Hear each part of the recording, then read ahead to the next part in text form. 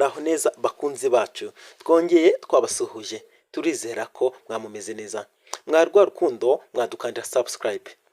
Reka dusubire ku kibuga cy'imirwano, niko intambara ikomeje umunsi ku munsi, niko abantu bakomeje gutana mu mitwe, niko abantu bakomeje gupfa umusubirizo. Abapfa nabahe, abakubita nabahe, abakubita abakubitwa, abatangiye intambara nabahe. Nibyo tugiye kubirebera hamwe. Sadeke yabyinjiyemo. Sadeke mu minsi yashize nibwo bishwe umwe ku umwe, bongeye kwicwa ariko ntibabyemera. Na n'ubu basohoye itangazo cyangwa se abarihagarariye hari ibyo bavuze, ibyo byose turabirebera hamwe. Ku bw'ibyo FARDC ikomeje gukubitwa inshuro. FARDC abaturage sahi bari mu myigaragambyo. FARDC nta n'ubu ntacyo irimo ikorera abaturage bayo. Abaturage muri Congo ubu ngubu bari mu mihanda bari kwigaragambya, bayiriwemo imyigaragambyo, na n'ubu baracyayirimo. Abana bato, abakecuru, abakambwe, urubyiruko, bose barakomeje bari mu myigaragambyo. Ni ku bw'ibyo intambara ikomeje kuvuza ubuhuha mu burasirazuba bwa Congo, by'umwihariko mu burasirazuba twibanze mu gace ka Kivu y'Amajyaruguru. Ariko ku bw'ibyo reka twigarukire kuri Sadeke, n'izindi nkuru turazicamo tuzibabwire ikintu ku kindi, kandi twibanda ku z'ingenzi. Nimba mudukunda nimudukandire subscribe.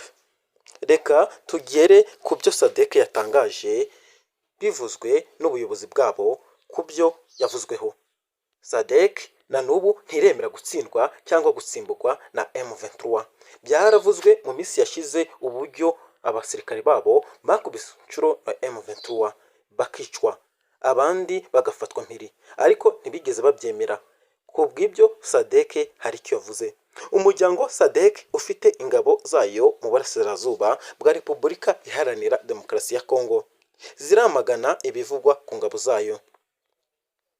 Na n'ubu Sadek ntago ikiyumva kimwe n'abavuga ibitandukanye n'ibyo yiyumva ku ngabo zabo. Usibye niyo bavuga ukuri, ntabwo Sadek ibyiyumvisha ariyo ititangiye ayo makuru. Umuryango Sadek wamaganye ibikomeje kuvugwa ku ngabo zayo ziri mu butumwa bw'amahoro muri Congo. Ni ibikubiye mu butumwa bwatanzwe n'uyu muryango w'ibihugu byo muri Sadek, aho ubwo butumwa butera utwatsi amakuru bo bavuga ko ari ibinyoma, ngo kandi agamije kuyobya abantu. Ubwo butumwa buvuga kandi ko ayo makuru anyuzwa kuri interinete, akavuga ku bikorwa by'ingabo zayo ziri mu burasirazuba bwa Repubulika ya Demokarasi ya Congo. Uyu muryango ukavuga ko wamaganye byimazeyo amakuru atariyo, ndetse n'ibisobanuro ku bikorwa by'ingabo zayo ziri mu gice cy'iburasirazuba bwa Repubulika Iharanira Demokarasi ya Congo, kandi ishaka kumvikanisha neza ko ingabo za Afurika y'Epfo SADF zoherejwe muri RDC ziri mu nshingano z'ubutumwa bwa Sadek muri icyo gihugu cya RDC.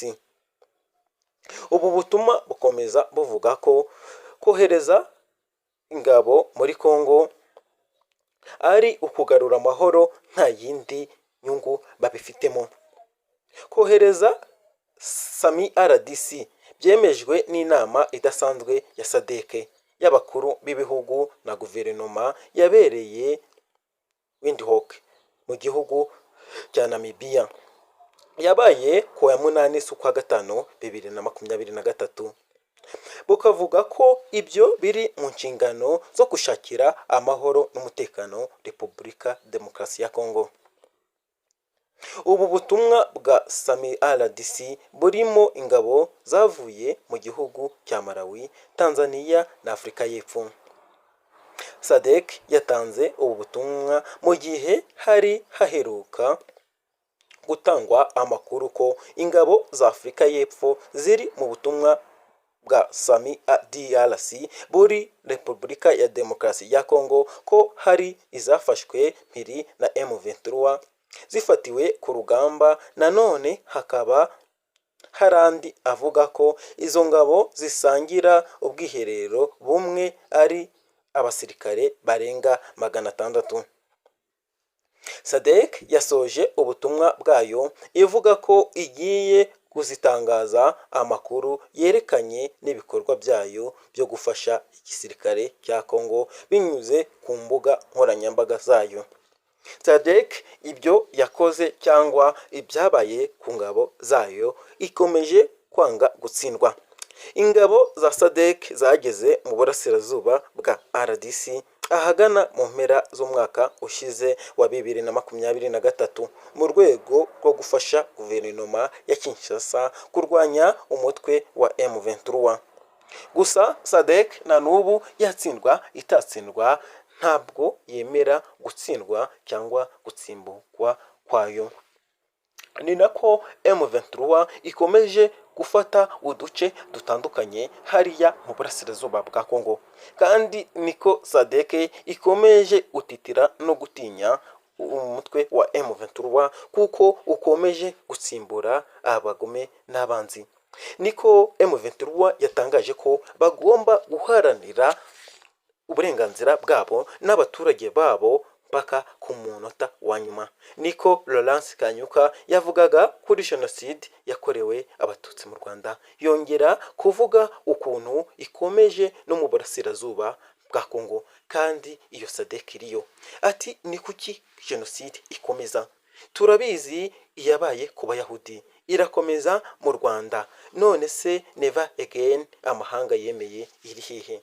Ati ntitubishaka, turashaka ko ibyo bintu bihagarara. Reka dusome cyangwa se tubabwire ibyo umunyamakuru wacu abatwoherereje cyangwa duhaye.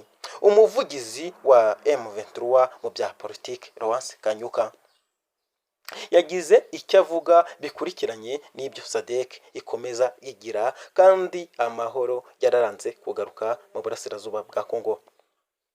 Umuvugizi wa M23 mu bya politiki Laurence Kanyuka yagize icyo avuga kuri jenoside yakorewe abatutsi mu Rwanda ndetse n'iri gukorwa mu burasirazuba bwa RDC.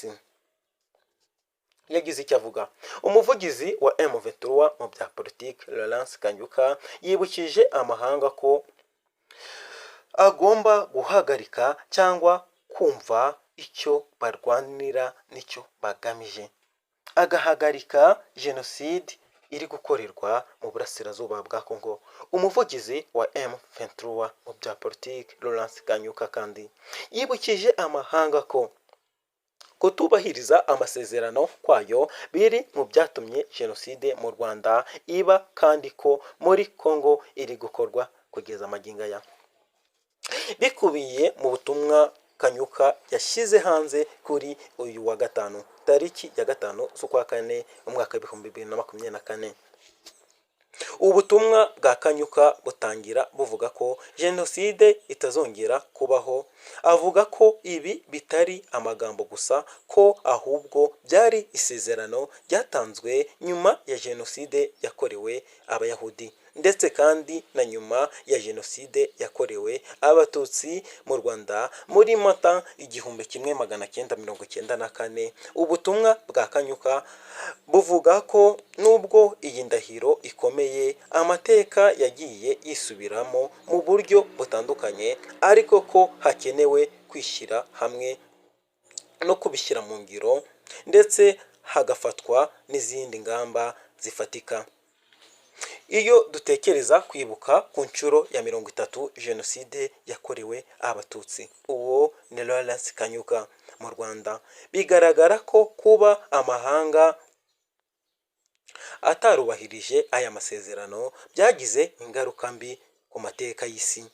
Kanyuka akomeza avuga ko umuryango mpuzamahanga n'ubu wacecetse mu gihe cya jenoside yakorewe abatutsi, ndetse n'ubu ukaba ugikomeje guceceka, kandi FDLR abasize bahekuye u Rwanda muri Mata 1994. Guverinoma ya Kinshasa cyane cyane FARDC, Wazalendo, ingabo z'u Burundi na SADC hari gukora jenoside no kuyigisha mu baturage b'iburasirazuba bwa Repubulika Iharanira Demokarasi ya Kongo. Ubu butumwa bwa Lawrence Kanyuka bukomeza buvuga ko bagikomeje kwibutsa amahanga ko abakoze jenoside mu Rwanda bifatanyije n'ubutegetsi bwa Kinshasa mu kwica abasivile b'abatutsi no kubanesha cyangwa kubatesha ibyabo. Ingengabitekerezo ya jenoside ndetse nk'ubu bamaze gutoza abanyekongo kurya abandi. Kanyuka yagize ati ntabwo ibi ari ibyo kwihanganira, ibi byakakwiye guhagarara. Yavuze ko kandi ko imvugo ivuga ngo jenoside ntizongere never again ikwiye guhabwa agaciro ndetse igaharanirwa.